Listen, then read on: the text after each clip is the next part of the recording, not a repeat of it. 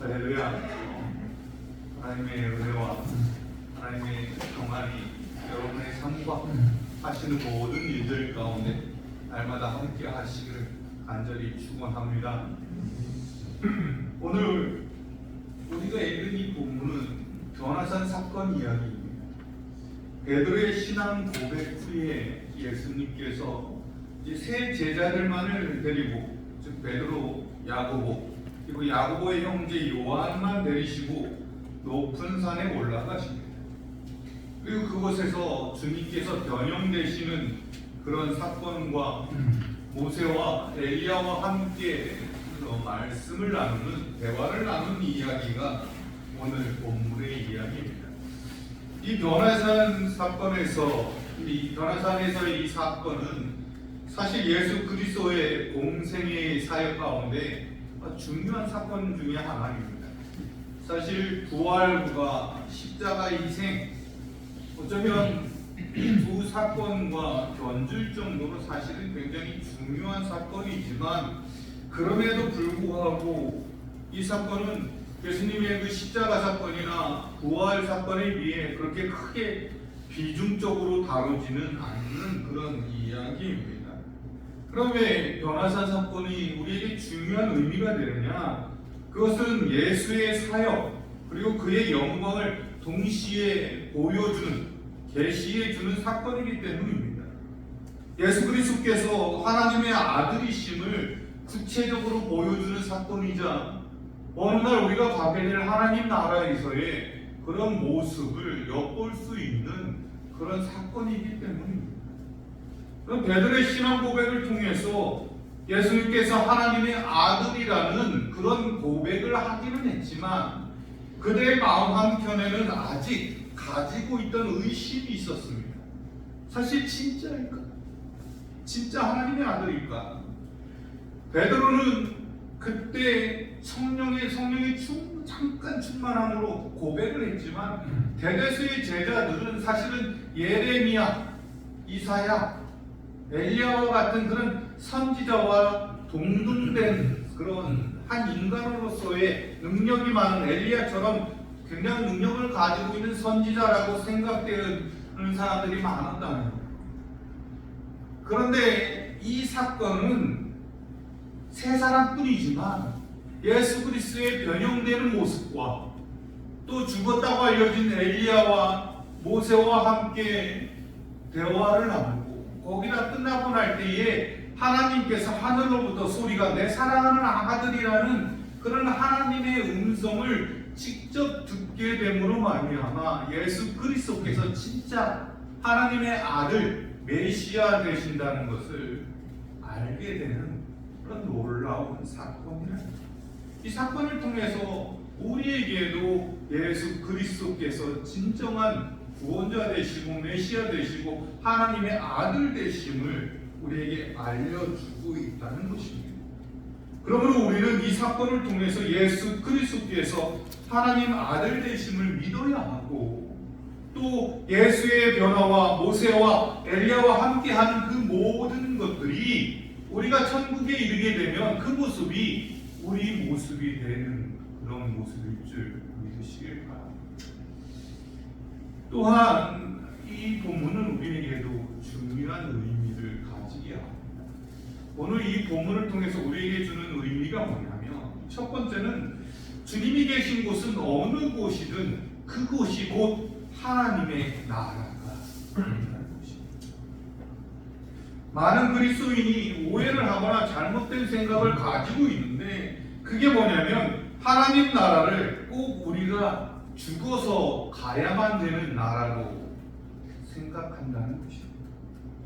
물론 진정한 하나님의 나라가 우리가 정말로 이 땅에 나중에서 영원히 살아가야 될 그 하나님의 나라는 사실 우리가 죽어서 가는, 아니면 주님께서 마지막 재림을 통해서 이루는 그 하나님의 나라가 있는 것은 맞지만, 그러나 이 땅 가운데서도 고난을 당하는 많은 성도들이 사실은 고난 가운데서도 이루어야 할 것이 바로 하나님의 나라라는 거죠.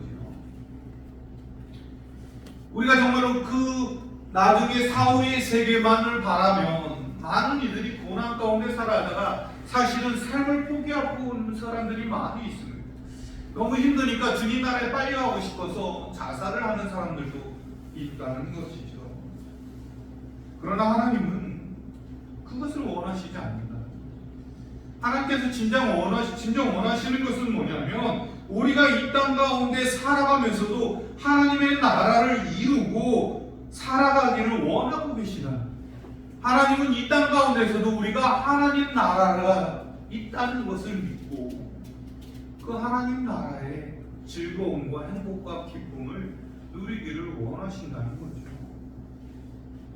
그런데 자꾸 내세의 하나님 나라만을 강조하니까 이 땅의 삶은 어떻게 돼도 좋다는 생각으로 살아가기도 하고 때로는 모든 것을 포기하기도 하는 것이죠.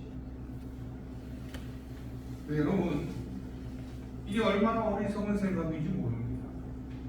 누가복음 17장에 보면 하나님 나라가 언제 임하느냐고 묻는 바리새인들에게 예수님께서 뭐라고 말씀하시냐면 하나님의 나라는 올 수 있게 임하는 것도 아니고 여기 있다 저기 있다 말하지도 못하고 진정한 하나님의 나라는 너희 가운데 있다. 즉 우리 가운데 하나님의 나라가 있다고 말씀하십니다. 여러분, 이 말씀의 뜻이 무엇입니까? 그리스도인들 가운데는 이미 하나님 나라가 이루어져 있다는 거예요. 진정한 그리스도인들은 이미 하나님 나라를 이루어 살고 있다는 것입니다. 여러분, 이것을 깨닫지 못하는 분들이 많이 있어요. 아니, 이루지 못하는 분들이 많이 있죠. 하나님의 나라를 진정 이루고 살아가는 사람들이 얼마나 되겠습니까? 왜냐하면 하나님의 나라는 기쁨과 감사와 평안이 넘치는 나라입니다. 즐거움이 있어야 합니다. 고난도 고난이 아닌 것으로 받아들일 수 있어야 합니다. 근데 우리가 그런 삶을 살고 있습니까? 대다수는 아니라고 대답할 것입니다. 그런데 주님은 이미 우리 가운데 하나님의 나라가 있다고 말씀하시는 거예요. 여러분, 주님의 말씀이 틀립니까? 주님의 말씀이 잘못된 것입니까? 아니죠. 주님의 말씀이 틀린 것이 아닙니다. 그래서 분명히 우리 가운데 있는 나라인데 그 가운데 있는 나라, 우리 가운데 있는 나라가 어떻게 이루어지느냐? 바로 부활하신 예수 그리스도가 진정으로 우리 가운데 임재해 있어야 한다는 것입니다. 우리 삶 가운데 우리 주님이 있어야 합니다. 주님을 만나야 합니다. 이것이 당연한 소리 같지만 결국 그렇지 않다는 거예요. 알고 있는 것과 경험하는 것, 이것은 여러분 차이가 큽니다. 마땅히 그리스도가 살아있고 그리스도가 중심이 된 것 같지만 그렇지 않은 그리스도인들이 많이 있습니다. 그래서 그런 교회 성도 가정을 보면 다툼이 끊이질 않습니다. 눈물이 마르질 않습니다. 한숨과 아픔이 끊이질 않습니다. 왜? 그리스도인이면서 주님을 모시면 천국이라고 말을 하면서도 왜 그렇게 되는 것입니까? 주님을 온전히 믿지 못하거나 주님이 중심이 되지 못하기 때문에 우리가 부르는 찬송가 438장의 찬송을 보면 그 찬양의 3절을 보면 뭐라고 되어 있습니까? 높은 산 거친 들이 초막이나 궁궐이나 내 주 예수 모신 곳이 그 어디나 하늘나라. 할렐루야 찬양하세 내 모든 죄 사함 받고 주 예수와 동행하는 그 어디나 하늘나라. 여러분, 이 가사를 쓴 분이 헛된 가사를 쓴 것이 아닙니다. 본인의 경험을 가지고 체험을 가지고 바탕 그 체험한 것을 가지고 쓴 가사이죠. 자신이 경험해 보니까 높은 산도 거친 들도 그 어느 곳이 있든지 주님을 모신 곳이 곧 하늘나라라는 거예요. 여러분, 저는 하나님의 나라가 꼭 내세에만 있는 것이 아닙니다.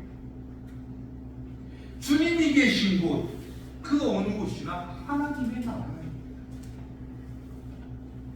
가정의 주인이, 가정의 중심이 예수 그리스도면 그곳이 하나님의 나라입니다.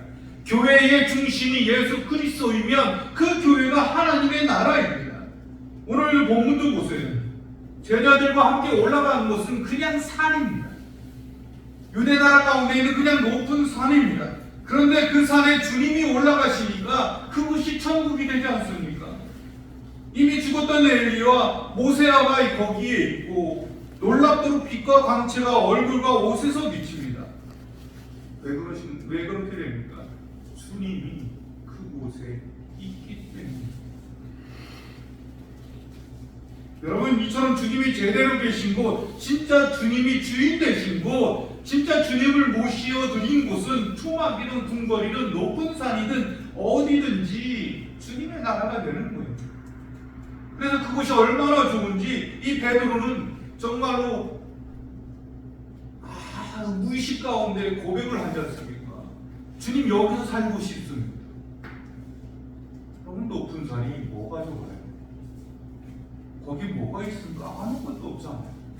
그런데 그곳이 너무 좋아서 자신이 고생을 하더라도 집을 새 채 지어드릴 테니까 여기서 살았으면 좋겠다는, 자신의 집은 들어가지 않습니다. 예수님, 모세, 엘리야를 위해서 새 채를 지어주고 자기는 바깥에서 그냥 놀자밭에서 자도 좋으니까 이곳이 좋사오니 여기에 머물겠다는 거예요. 왜? 주님 계신 곳이 하늘나라, 하나님의 나라이기 때문에. 여러분, 베드로만 그렇습니까? 다윗도 보세요. 여러분, 다윗이 정말 살기 위해서 미친 채도 하고 도망다니고 굴에서 자고 바위 틈에서 자는데 그의 시편을 보면 불평이 없어요. 언제나 하나님을 찬양합니다. 하나님의 품속에 있는 것 같다는 거예요. 그럼 우리는 마찬가지입니다. 내가 있는 곳이 하나님의 나라가 되기 위해서는 주님이 계셔야 하고 주님이 주인이 되어야 하고 주님이 중심이 되어야 합니다. 아는 것이 아니라, 아는 것으로 끝나는 것이 아니라 정말 우리의 삶 가운데 주님이 역사하시도록, 주님이 주님 되시도록 우리의 삶 전체를 예수 그리스도께 맡겨야 하는 거예요. 그래야 고난 가운데서도 기뻐할 수 있어요. 고난 가운데서도 평안을 누립니다. 여러분, 복음서에 보면 제자들과 이 예수님께서 배를 타고 가는 가운데 주님은 주무시고 제자들이 가는데 풍랑을 만나죠. 주님이 있습니다. 그런데 어떡합니까? 제자들이 자기가 힘을 내죠. 우리가 할 수 있다 하죠. 결과가 뭡니까? 고난과 고통이죠. 두려움이죠. 죽음에 대한 두려움이죠. 그제서야 주님께 달려갑니다. 그제서야 주님을 깨우고 주님께 매어 달리는 거죠. 있는 대로 고생 다 한 후에 주님을 찾는 겁니다. 주님이 일어나시자마자, 그 배의 중심에 서자마자 어떤 일이 일어납니까? 풍랑이 잔잔해지고 평안이 옵니다.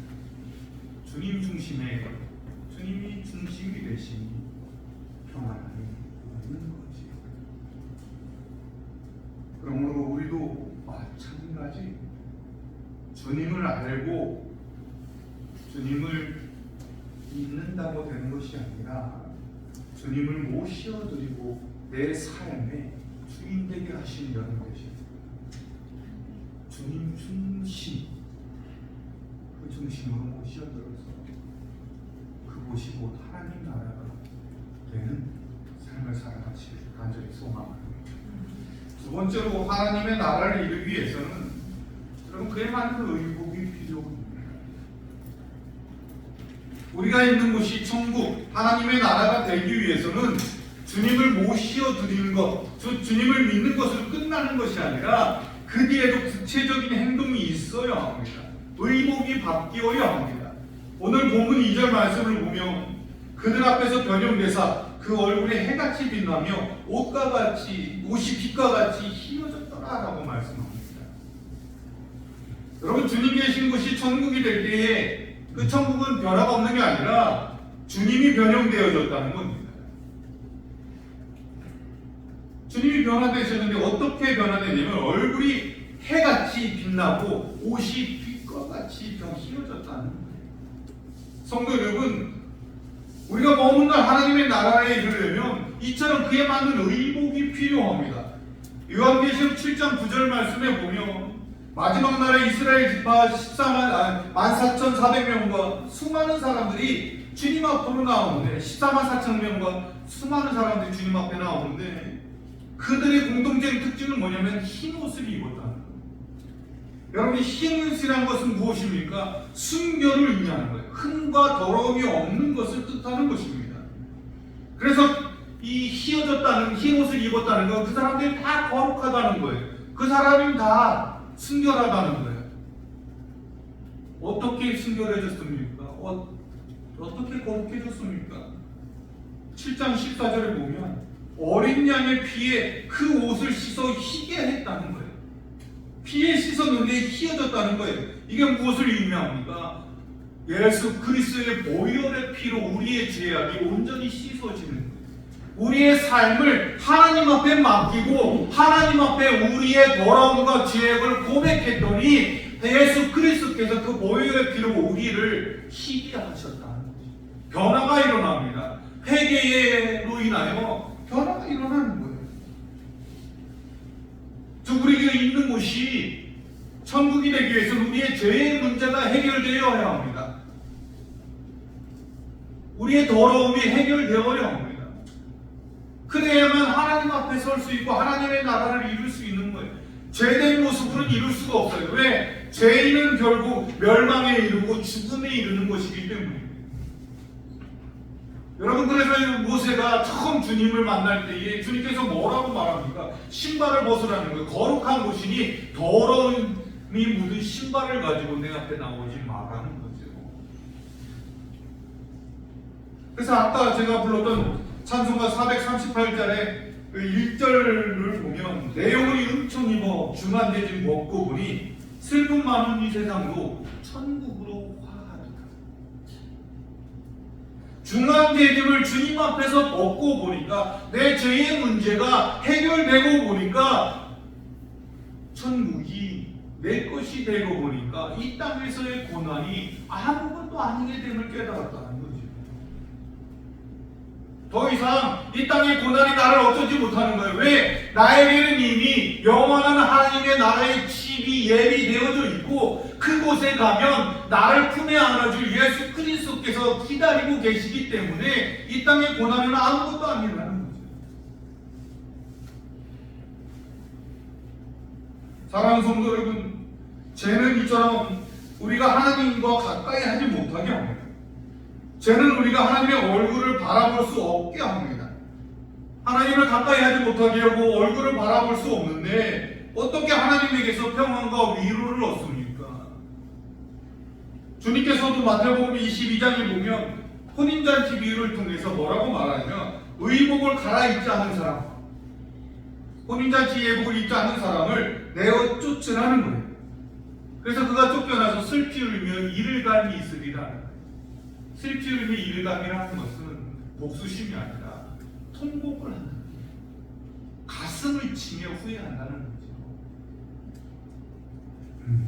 그냥 거저 와서 거저 먹을 수 있는 기회였는데 옷을 갈아입지 않았어. 이것이 무엇을 말합니까? 주님이 다 구원을 이루어 왔는데 우리가 그 주님 앞에 온전한 회개를 이루지 않아서 그것이 하나님의 나라가 내 것이 되지 못함을 깜을 치며 후회한다는 거지.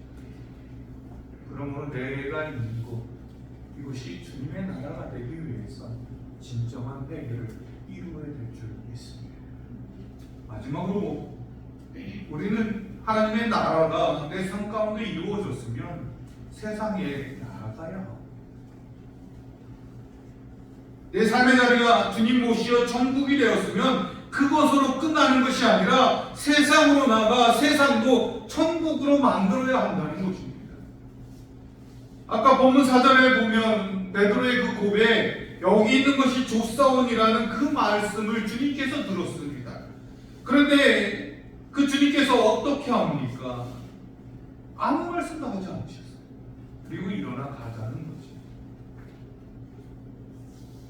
여러분, 사실 누구보다도 생각해보면 예수님께서 그곳에 계시고 싶지 않았을까요?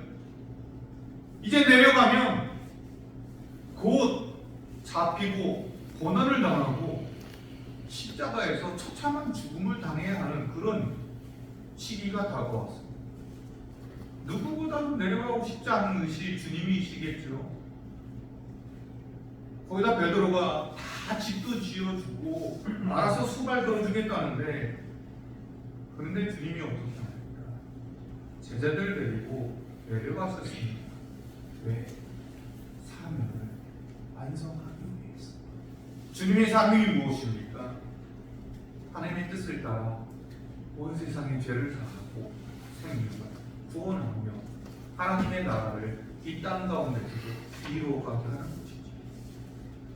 여러분, 우리도 마찬가지입니다. 하나님께, 예수 그리스도께 그 사명을 이어받았습니다.